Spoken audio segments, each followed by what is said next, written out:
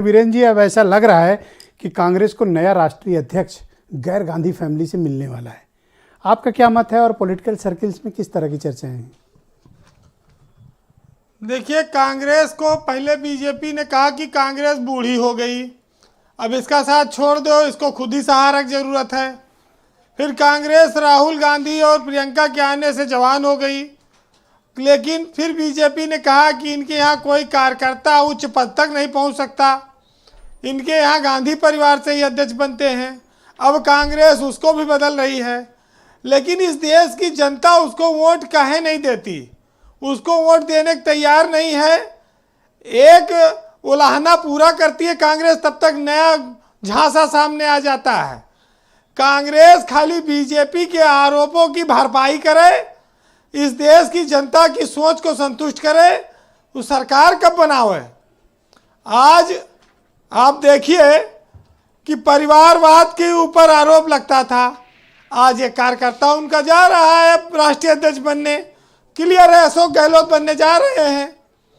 अब कांग्रेस ने कहा कि हम इससे ऊपर हैं, हम आ रहे हैं। लेकिन जिस कांग्रेस का न गांव में, न बूथ पर, न ब्लॉक पर जब संगठन नहीं बचा, तो उसका कोई गांव में झंडा लगाने का तैयार नहीं है, तो अब कांग्रेस का उत्थान अशोक गहलोत कहाँ से कर देंगे। कोई चमत्कार थोड़ी हो जाएगा देश में। चमत्कार कांग्रेस का तभी हो सकता है जब जनता आंदोलन बनाए। लेकिन चूंकि बीजेपी का आरोप है कि माँ इस्तीफा देती है तो बेटा अध्यक्ष बन जाता है, और बेटा इस्तीफा देता है तो माँ फिर से अध्यक्ष बन जाती है। अब कार्यकर्ता का खाली बोरा बिछाए और दिन भर झंडा ढोए, नारा लगाए, लाठी खाए, तो ये आरोप से अब थोड़ा कांग्रेस बच जाएगी। लेकिन उसके बाद सीबीआई, ईडी, आईटी ये सब तो बैठी है, कांग्रेस के नेताओं को चैन से कहाँ जीने को मिल रहा है। रोज पेशी है, रोज छापा है, पड़ता ही रहता है। अब आप देख लो कि कांग्रेस के पास उत्तर प्रदेश में कहाँ अध्यक्ष है। उत्तर प्रदेश में कांग्रेस से एक शिकायत भी लोगों को बहुत है कि यूपी में 80 में एक सीट है लोकसभा की, और गठबंधन के नाम पे 25 सीट मांगते हो, वोट मिलना नहीं है। आपके राष्ट्रीय अध्यक्ष चुनाव हार गए पूर्व, उसके बावजूद कांग्रेस अपने अंदर कोई सुधार नहीं करती। बिहार में एक ऊर्जा मिली कि भाई बीजेपी के खिलाफ नीतीश कुमार एक बड़ा स्ट्रक्चर आया, चेहरा, कांग्रेस वहाँ सरकार में आ गई। लेकिन यूपी में वो अपने आप को समाजवादी से भी बड़ा मानती है, बसपा से भी बड़ा मानती है, जबकि वोट इनके बराबर शेयर उसका कहीं कुछ है ही नहीं है। वहाँ दिल्ली के नज़रिए से देखा जाता है। तो ये जो बड़ी समस्या है, ये दर्शाता है कि आप दक्षिण में पदयात्रा करके भीड़ जुटा रहे हैं, वहाँ चमत्कार करिए, वहाँ राहुल गांधी बीजेपी को रोकने की कोशिश करें, लेकिन पूरब में और उत्तर में न राहुल गांधी का चमत्कार चल पा रहा है, न अशोक गहलोत का चल पाएगा। अब राजस्थान में 1 साल बाद चुनाव है 23 में।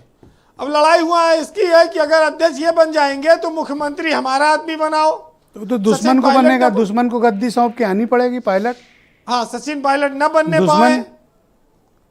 अच्छा, अब दुइये राज्य में कांग्रेस की सरकार है, राजस्थान से पार्टी का अध्यक्ष हो जाएगा, और जहाँ एक सबसे बड़ी सरकार है मुख्यमंत्री, वहाँ भी राजस्थान का, वहाँ दोनों के बीच टकराहट।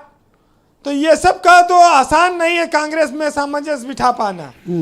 लेकिन उत्तर प्रदेश के परिप्रेक्ष्य में ब्रजेश जी बहुत चमत्कार की उम्मीद न करें, एक के बदले 10 सर की उम्मीद न कर, क्योंकि कांग्रेस में जब अस्पताल ले जाया गया मरीज को, तो डॉक्टर ने कहा कि भाई अब इसका इलाज संभव नहीं है, अब ये ले जाओ घर पे, सेवा करो, जय दिन चले चलाओ, अब ये लेटे हैं, उठ नहीं पाएंगे।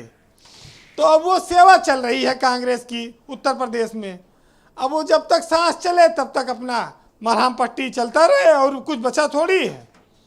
तो ये आप इस नज़रिए से भी आप देखिए, आपने देखा कि जब ऑपरेशन राजस्थान चला, अगर वहाँ वसुंधरा का गुट सक्रिय होता तो राजस्थान में सरकार चली गई होती। ये तो भाई आज राजस्थान में सरकार कांग्रेस की जरूर है, लेकिन एमपी तो सब बीजेपी के हैं वहाँ। तो कांग्रेस जी। फिर कैसे रिपीट कर पाएगी वहां?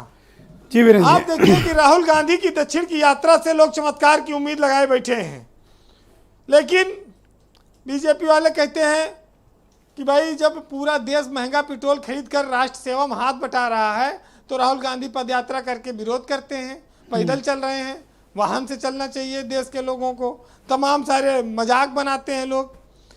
देखिए बीजेपी के सामने टारगेट कांग्रेस बहुत नहीं है, उसके सामने केजरीवाल भी। अच्छा विपक्ष भी देखिए, विपक्ष बीजेपी से नहीं लड़ता, समाजवादी पार्टी है, बसपा है, केजरीवाल है, ये सब कई जगह कांग्रेस से भी लड़ रहे हैं और अलग अलग स्थितियां हैं। तो बड़ी चीज़ें आप देखकर जी वीरेंद्र हैरत में पड़ेंगे कि कैसे चीज़ें चल रही हैं। वैसे एक चीज़ है कि सचिन पायलट मुख्यमंत्री बने, जब भी बने कांग्रेस के, बस एक बीजेपी का जुमला है ब्रजेश जी, सुनिएगा कि मोदी और सोनिया गांधी में बस इतना अंतर है कि एक ने सरदार का स्टैचू बनवाया और एक ने सरदार को ही स्टैचू बना दिया। ये बीजेपी वाले आज जुमला चला रहे हैं। तो ये बड़ा विचित्रता है कि कांग्रेस कन्याकुमारी से लेकर कश्मीर तक यात्रा शुरू कर चुकी है, पोरबंदर के गुजरात से अरुणाचल प्रदेश तक चलती रहेंगी, जो चलेगा उसको कुछ मिलेगा। इस देश में सीटों का गणित 50-60 सीटों पर अटका है, 100 सीटें 50 सीटें इधर उधर होती हैं इसके बीच से, तो देश में सरकार बनती और बिगड़ती है। कांग्रेस अपनी कोशिश में है, सफलता कब मिलती है ये देखना होगा। लेकिन एक चीज़ एक जरूर है, एक खबर आज आई कि अडानी और अंबानी ने एक समझौता किया कि जो हमारे यहाँ से कर्मचारी निकाला जाएगा उसको तुम ना लेना और जो तुम्हारे यहाँ से निकाला जाएगा हम ना लेंगे। एंटी पोचिंग पैक्ट कहते हैं इसको। पोचिंग, हाँ, ये जो हुआ एंटी पोचिंग पैक्ट। हाँ, तो इस पैक्ट को अगर बीजेपी और कांग्रेस कर ले तो कुछ राहत हो जाए लोगों को, सीबीआई ईडी से भी मुक्ति मिल जाए कि ना तुम हमारा लो ना हम तुम्हारा लेंगे। बहरहाल चलिएगा, सुनिएगा, इस देश में तमाम सारी सियासत का एक दौर देखा गया, भी नाम आया, नेहरू से लेके इंदिरा से लेके अटल, अडवाणी, मुरली मनोहर जोशी और राजनाथ सिंह, गडकरी और अमित शाह, नरेंद्र मोदी तक का। इल्मो अदब के सारे खजाने गुजर गए, क्या खूब थे वो लोग जो पुराने गुजर गए, बाकी है ज़मीं पे फकत आदमी की भीड़, इंसा को तो मरे हुए ज़माने गुजर गए।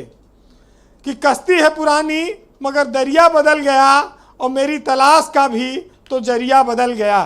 न शक्ल बदली ना ही किरदार बदला है, बस लोगों को देखने का नज़रिया बदल गया। बहुत शुक्रिया आपका वीरेंद्र जी, बहुत बहुत धन्यवाद। मैं कांग्रेस के प्रवक्ता सुरेंद्र